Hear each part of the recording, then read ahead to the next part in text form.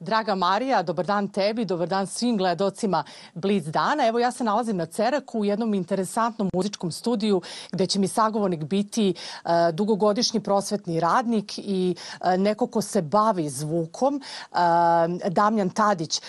On će nam pokazati na licu mesta kako slika i tekst, kada je reč o školskim udžbenicima, se pretvaraju u audio-vizualni zvuk i kako to prihvataju naši mlađi naraštaji i naša deca. Marija? Tako je, Marija, svidelo se to nama ili ne, živimo u eri ubrzane digitalizacije. Naša deca se prilagođavaju tome, a vidjet ćete i čućete koji su komentari.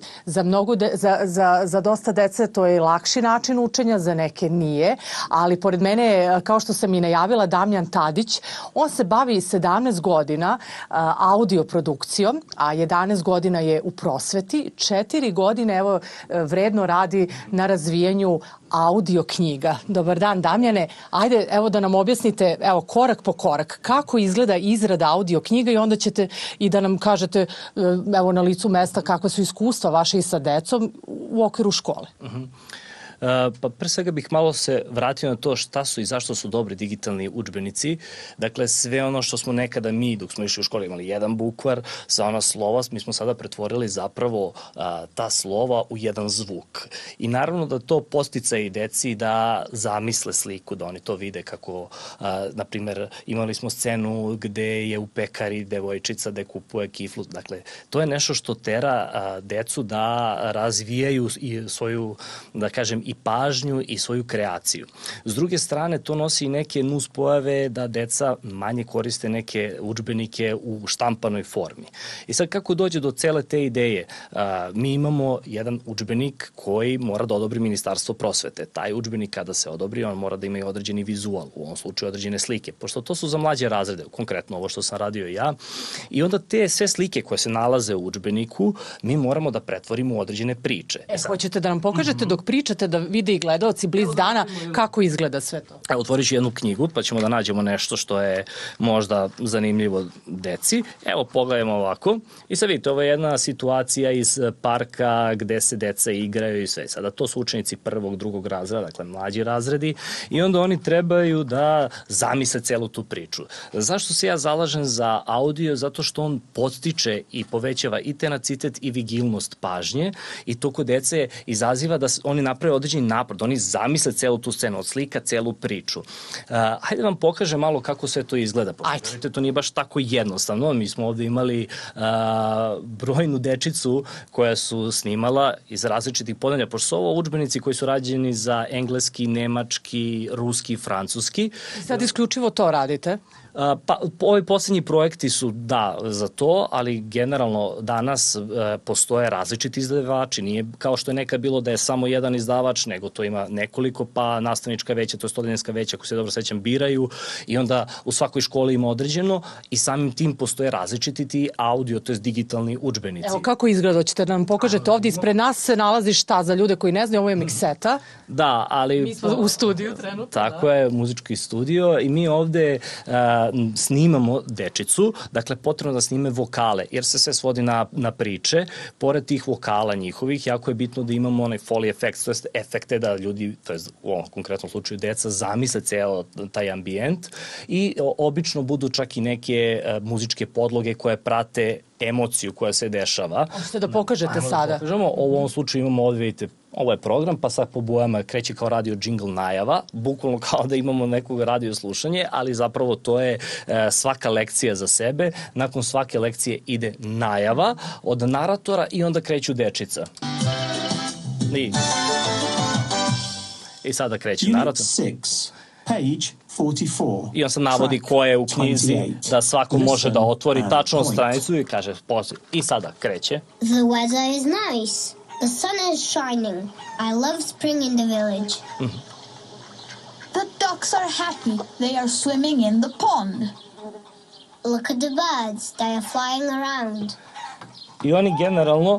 Why is the cat climbing the tree?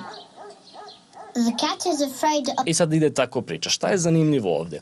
Vi ovde imate nekoliko učenika. Ovo su zaista učenici. I sada nisu oni mašine. Jako je teško čak i sa profesionalcima kad ih uvedete u gluvu sobu. To je onaj efekt gluve sobe da njih nekako malo pojede. Treba tu decu nekako animirati, treba ih opustiti. Ja treba da izvučem iz njih neku emociju koja će prezentovati drugim učenicima šta se dešava. Ovde je situacija da su na nekom selu, onda oni pokazuju životinje. U prvom razredu se uče životinjice na engleskom. I sada kad vi stavite učenika u gluvoj sobi ispred mikrofona, to njemu deluje strašno, ovaj mikrofon će me pojede. A vidjet ćemo u sledećem uključenju, ja se izvinjam, i kako to izgleda u gluvoj sobi sa mikrofonom.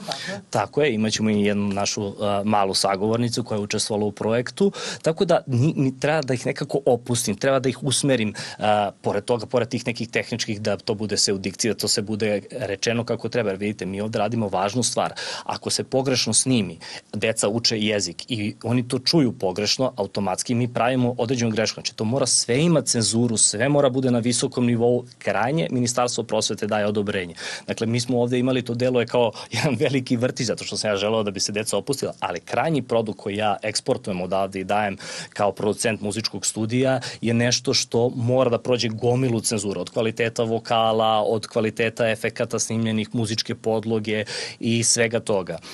Generalno, mi u muzičkom studiju Asfalt se zalažemo za to da podižemo nivo tog vaspitno-obrazovnog sistema kod nas u zemlji i ja kao prosvetni radnik koji radim 11 godina u prosveti, kao stručni saradnik mogu da gledam iz te perspektive, da je ovo generalno bolje za decu u nekoj meri. Poredio bih to kao sa vatrom. Dakle, vatra može da bude rđav gospodar, ali i odličan sluga ako umete da je dozirate. Isto tako je i s ovim. Ako vi to dozirate i dajete u meri deci koja je sasvim dovoljna da podigne stepen njihovog obrazovanja, onda je to super. S druge strane, ako se to koristi prekomerno, ako to konstantno bude samo jedan način učenja, onda to može da izazove zavisnost i gomilu drugih nuspojava, tako da mora da se dozira sve, njima će da olakša, možda da budu manje teški rančevi kada izbacimo neki određeni broj štampanih knjiga, a s druge strane i dalje sam zagovornik da moraju ostati papirni udžbenici, da vi možete u ruci da dodirnete nešto, fizički da osetite to.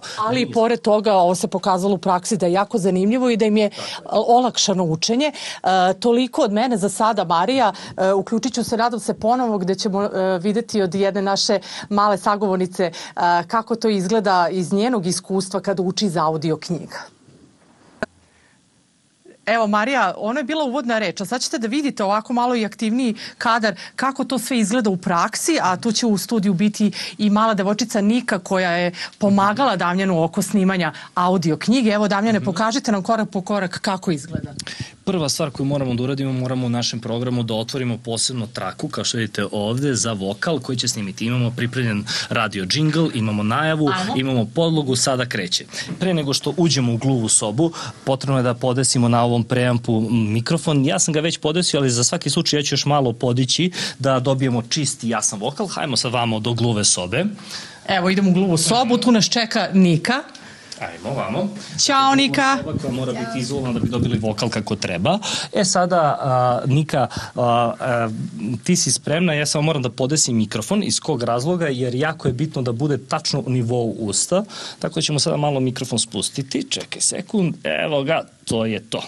Kao što smo malo pre pričali, ovde na otprilike 10 cm pravo u, izvinjam se, membranu mikrofona i možeš da kreneš da snimaš. Imaš ove slike. Evo, pročitaj nešto.